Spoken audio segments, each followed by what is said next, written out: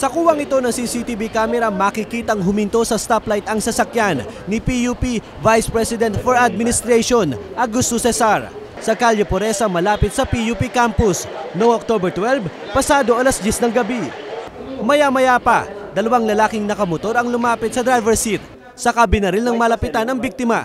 Ang mga tao sa paligid nagulat sa narinig na putok ng baril.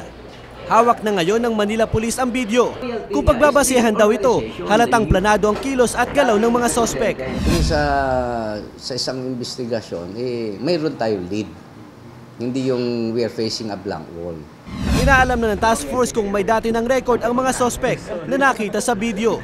Isa sa tinitinang anggulo sa pagpatay ang hidwaan umano ng mga opisyal sa PUP at ang mga kasong hinawakan ng opisyal bilang abogado. Pinag-aaralan din ng mga otoridad kung may kinalaman sa pagpatay kay Cesar ang umano'y isinawalat niyang anomalya sa PUP. Ano ba at sino ba ang makikinabang ang pagkawala ni Atty. Cesar?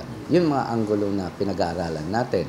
Nakatakdang ilibing sa Sabado ang labi ng opisyal sa kanyang bayan sa Aklan. Edison Reyes, News 5. Mga media, wag lang muna tayo